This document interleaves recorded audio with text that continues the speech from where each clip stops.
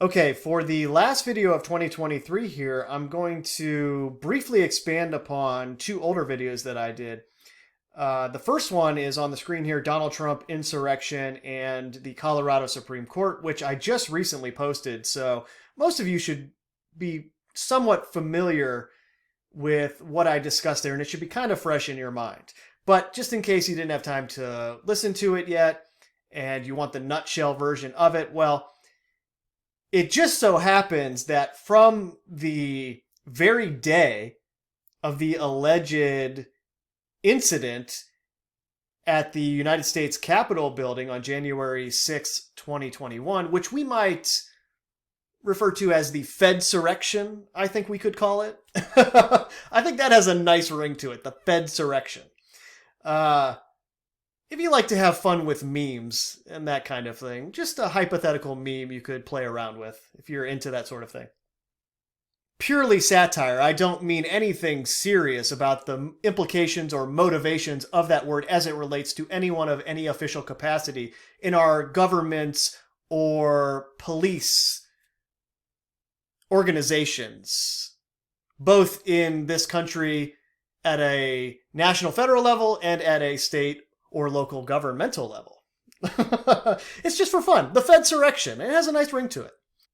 Anyway, from day one, President Biden said, it's not a protest, it's an insurrection. And like most things, we looked at the scenes of what was going on. We internally processed those scenes and thought, this is a very highly secured building. I wonder how these people actually got in there. This doesn't make any sense. They're just walking right in.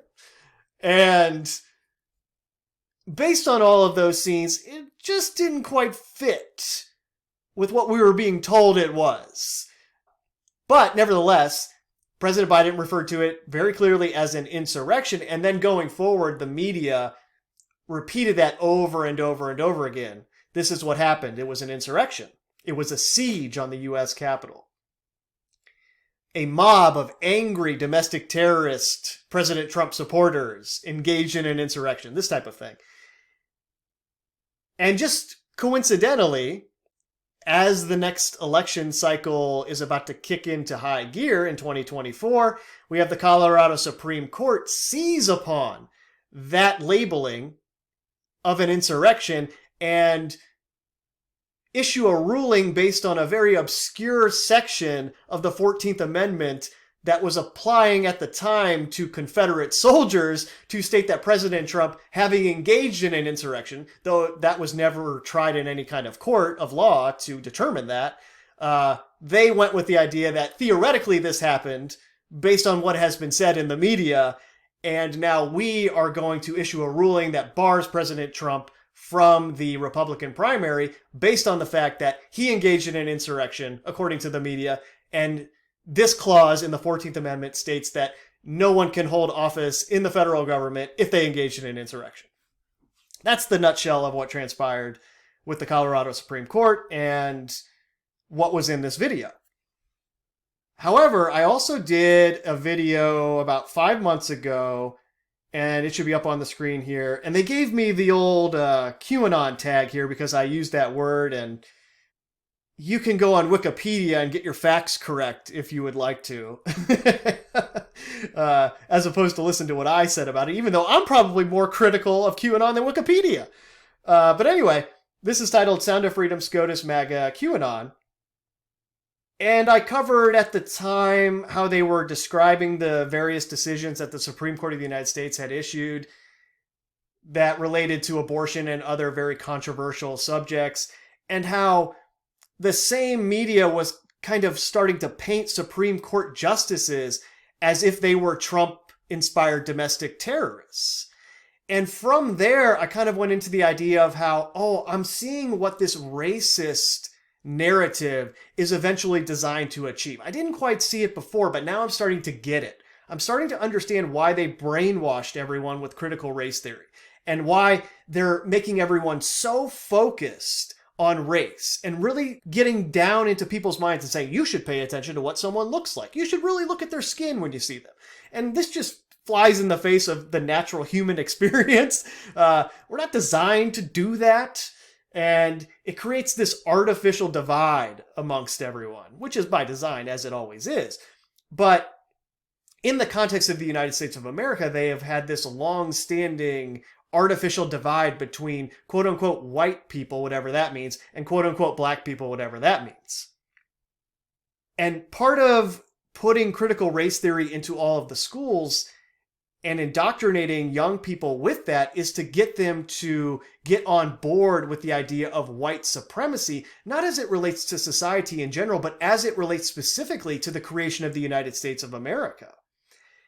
And you could see how it started as, oh, well, this statue actually is representative of something that is quote unquote racist. We've stated this in the media that that's what it means, so you should go tear that statue down.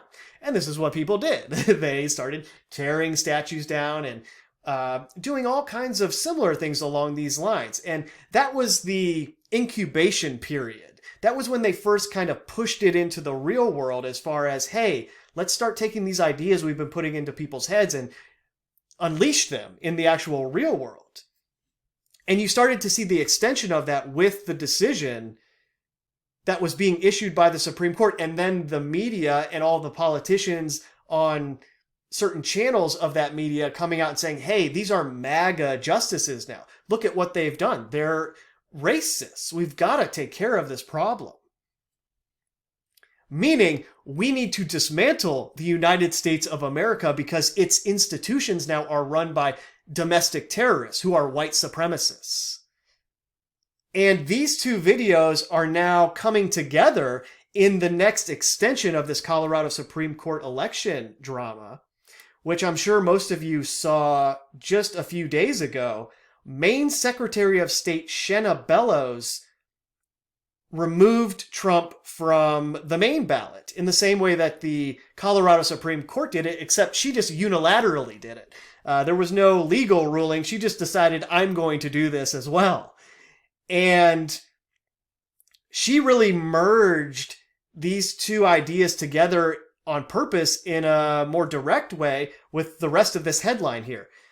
She met with Biden and called the Electoral College white supremacy. So you see here another angle of this unfolding where not only are they tying in the insurrection storyline as it relates to Trump in the next election, but they're tying in that racist institution angle as well to the United States of America. I'll go down here and read precisely what she said. Meanwhile, an op-ed Bellows wrote in June 2021 has resurfaced, in which she wrote that she had to run for Secretary of State because she was truly frightened for our democracy following the 2020 presidential election. While she wrote that she had served as a presidential elector for Biden in 2020, she slammed the Electoral College, which delivered Trump his win in 2016 despite his loss of the popular vote. Voting rights for our neighbors matter as much as our own, especially when the relic of white supremacy that is the Electoral College remains in place. So now they have their angle where they're going to point at it and say, oh, actually, no, this is a relic of white supremacy. This is a relic of the quote-unquote colonizers. And it needs to be removed. And in this way, they're going to slowly associate all of the institutions of the American government with racism, with white supremacy, with the colonizers, to the point where the groundswell will be great enough that it needs to be dismantled. And that's how they remove the Bill of Rights and everything that goes along with it. They establish it as racist, which explains why that narrative, race in particular, has been so prevalent over the last, say, 30 years. And this story really tied it all together. And it will only further be exacerbated with whatever they have planned going forward, where the domestic terrorist Trump supporter narrative will continue to merge with the racist institutional narrative in a way that all of it needs to be taken care of. All of it needs to be removed. We have to pass new legislation that takes care of all of this. We have to pass legislation that removes anonymity from the internet. There's domestic terrorists lurking on the internet, radicalizing people all of the time. This is a really big problem we have to deal with. On and on it goes, right? I don't need to repeat the whole thing, but hopefully you see how this story was just as scripted as the Colorado Supreme Court story, in the way that it ties these narratives together. Oh yeah, those statues actually are racist. And you know what? Now that I think of it, the Constitution itself is racist. The Electoral College is racist. The Bill of Rights is racist too, now that I think of it. We should get rid of that. Let's get rid of all of it. It's just relics of the colonizers. I mean, let's get rid of it all. And that is the slope we're sliding down, I hope you see. So we'll just have to see where this narrative heads in the future, but that's it for now. Later.